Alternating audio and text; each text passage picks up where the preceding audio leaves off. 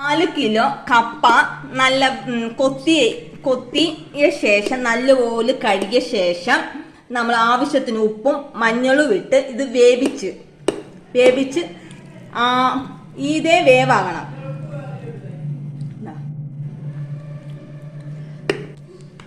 കപ്പ ബിരിയാണിയാണല്ലോ ഉണ്ടാക്കാൻ പോകുന്നത്.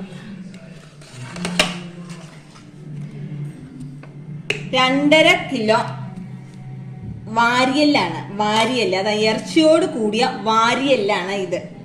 2.5 കിലോ ഉണ്ട് ഇത്.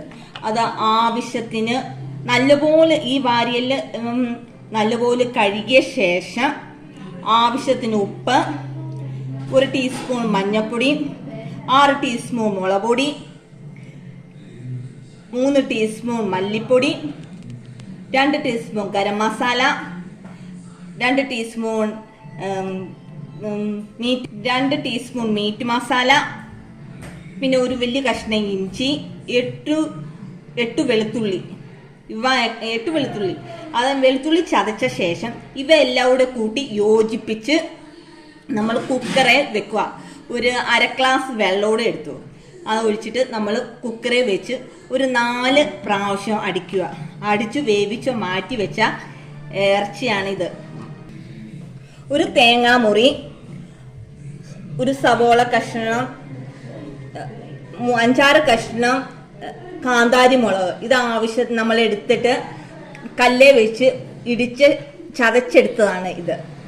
കപ്പയ്ക്കകത്ത് ഇത് ചേർത്ത് കുഴയ്ക്കാനുള്ളതാണ്. ഇതെല്ലാം ഇട്ട് യോജിച്ച് നമ്മൾ കപ്പ കുഴയ്ക്കുകയാണ്.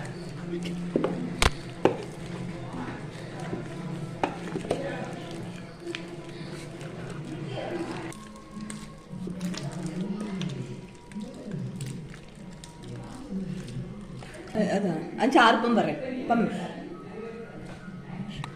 നമ്മൾ ഉണ്ടാക്കി വെച്ച ഇറച്ചിയും വാരിയല്ല ഇറച്ചിയെല്ലാം ഇങ്ങോട്ട് വേവിച്ചെടുത്ത് ഇങ്ങോട്ടെടുത്ത്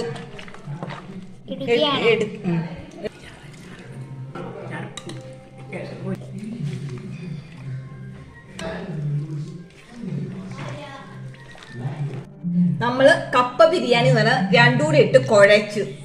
അതാണ് ഇത്. കുഴച്ച ശേഷം ഇങ്ങനെ ഇരിക്കും. ഇതൊന്ന് ന്യൂ ഇയറിനൊന്ന് നിങ്ങളൊക്കെ ഒന്ന് വെച്ച് നോക്കാം. എങ്ങനെ ഇരിക്കും എന്ന് അറിയാമല്ലോ. ടേസ്റ്റ് ഉണ്ടോ ഇല്ലയോ എന്ന് വെച്ച് നോക്കാം കേട്ടോ.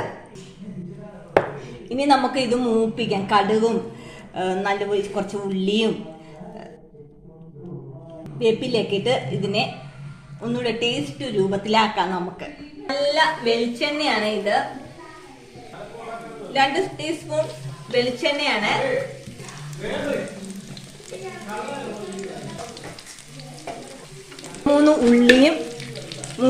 ഉള്ളി കൊത്തി അരിഞ്ഞത്, കുറച്ച് കടുക്, കരിയാപ്പില 2 തണ്ട് ഇട്ടു.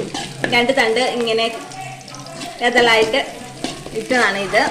നല്ല ഇത് കടുക് പൊട്ടട്ടെ.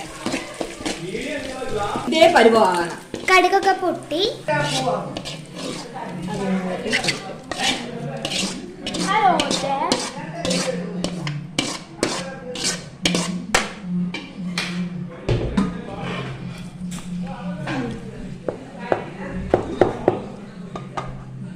ഇതാണ് നമ്മുടെ കപ്പ ബിരിയാണി റെഡി.